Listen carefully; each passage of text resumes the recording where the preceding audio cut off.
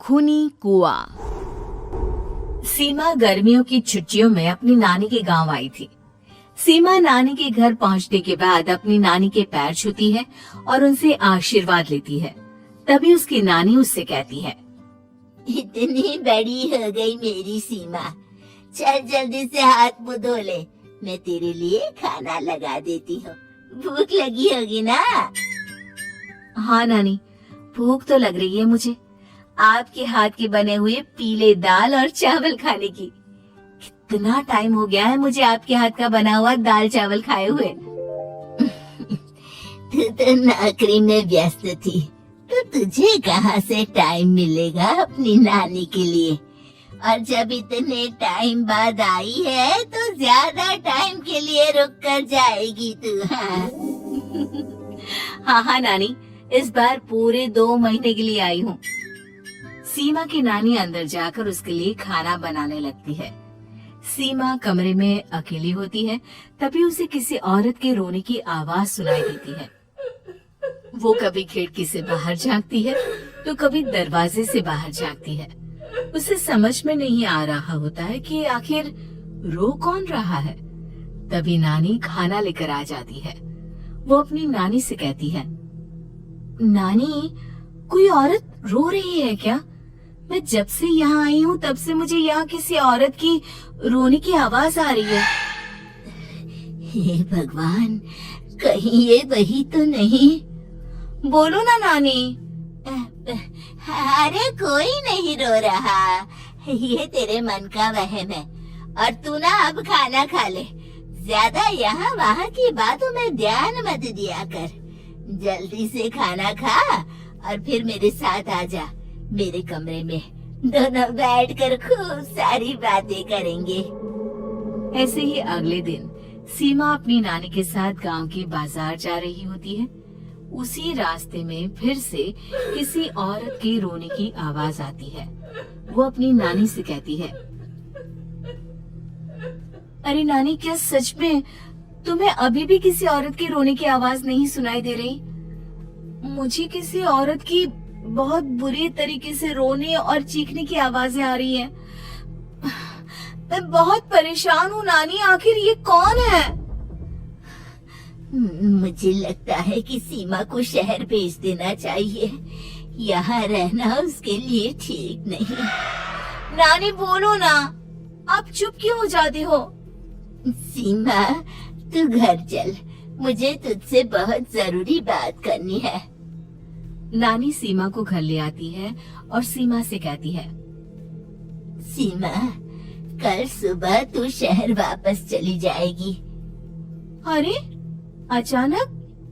आखिर क्या बात है नानी, आप मुझे ऐसे जाने को क्यों कह रही हो? मैं बस जो कह रही हूँ उस पर ध्यान दे। तू कल सुबह यहाँ से चली जाएगी, और ये बात मैं कोई मजाक में नहीं बोल रही। तू कल जाएगी तो मतलब जाएगी। अरे नानी, चली जाऊंगी मैं, ठीक है, पर आखिर बात क्या है ये तो बता दो। मम्मी से कोई बात हुई है या फिर मुझसे कोई गलती हुई है जो तुम मुझे अचानक से जाने के लिए बोल रही हो? देख सीमा, रात बहुत हो चुकी है और मुझे इस बारे में कोई बात नहीं करनी। चल, अब चल के मेरे साथ सो जा।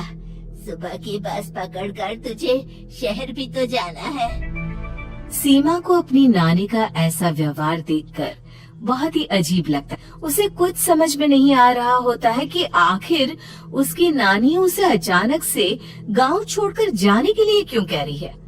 ये सारी बातें सोचते सोचते सीमा की आंख लग जाती है और वो अपनी नानी के साथ सो जाती है। ऐसी ही आधी रात को सीमा को फिर से किसी औरत की रोने की आवाज सुनाई देती है। वो उस औरत की आवाज सुनकर बार बार करवटें बदल रही होती है और तभी उसे सपने में भी एक अजीब सी औरत की परछाई दिखाई देती है जो इतना चीख चीख कर रो रही होती है कि सीमा डरकर उठ जाती है। वो पूरे पसीने पसीने हो रही होती है। वो अपने आसपास देखती है तो घर में बिल्कुल शांति का माहौल होता है। सीमा घबरा जाती है। वो अपनी नानी को जगाने की कोशिश करती है मगर उसकी नानी नहीं जगती। सीमा को फिर से उस औरत की रोने की आवाज सुनाई देती है। आखिरकार सीमा अपने आप को रोक नहीं पाती और वो घर का दरवाजा खोलकर बाहर निकलती है। आखिर ये माजरा क्या है? आज तो मैं पता करके रहूंगी। अब आवाज का पीछा करते हुए सीमा आधी रात को गांव की चौपाल के पास बने कुएं के पास पहुंच जाती है, जहां कुएं के चारों ओर बेड़ियां लगी होती है। उन बेड़ियों में लगे हुए ताले के साथ एक लाल रंग का कपड़ा और माता रानी का कलावा बंधा होता है। उस कुएं में से सीमा को किसी के रोने की आवाज आती है। सीमा परेशान हो जाती है। इस कुएं में कौन है? कौन है यहाँ? सुनो, कौन है? कौन रो रहा है? वो चिल्ला चिल्ला कर पूछती है और साथ ही लोगों को जगाने की कोशिश करती है, मगर किसी को भी उसकी आवाज सुनाई नहीं देती। अब सीमा खुद उस कुएं के पास की बेड़ियों और तालों को खोलने की कोशिश करती है और किसी तरह कुछ देर की मशक्कत के बाद सीमा उसको खोल भी देती है। और जैसे ही वो कुआं खोलकर उसके अंदर झांकती है, सीमा उस कुएं में गिर जाती है। इतने में उसकी नानी की नींद भी खुल जाती है और सीमा को पास ना देखकर नानी परेशान हो जाती है। नानी घबराकर पूरे घर में उसे ढूंढने की कोशिश करती है, जिसके बाद उसकी नानी और सभी लोग उस खूनी कुएं के पास जाते हैं और सीमा की नानी कुएं के पास खड़ी होती है। सभी गांव वालों और सीमा की नानी को सीमा के चिल्लाने की आवाज आती है। बचाओ! कोई मुझे बचाओ! मेरी बच्ची, हम आ गए, हम तुझे बचा लेंगे।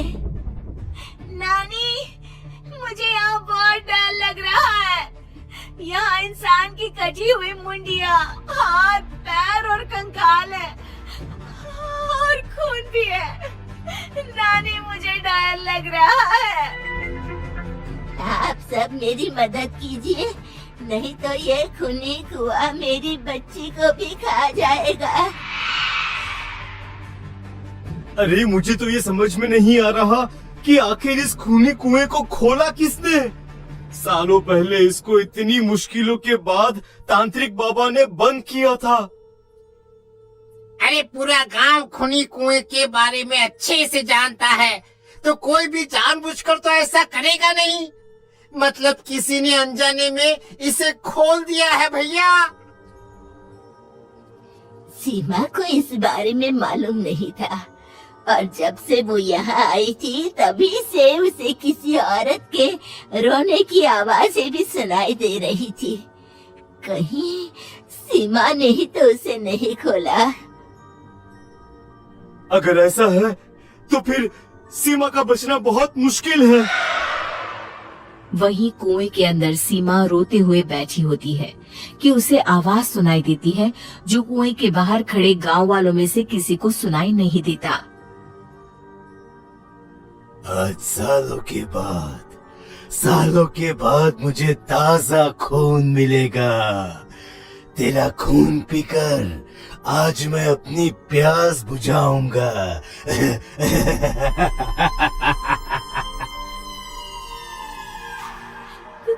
कौन है? कौन है? मत मारो प्लीज, मुझे जाने दो प्लीज। मैंने किसी का क्या बिगाड़ा है?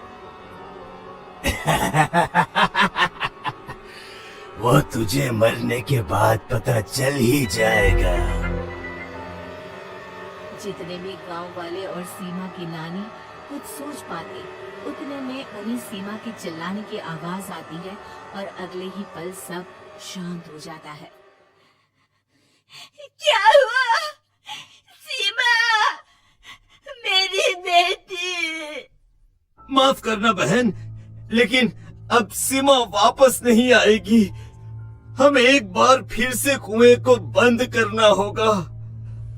गांव वाले तभी तांत्रिक को बुला कर लाते हैं।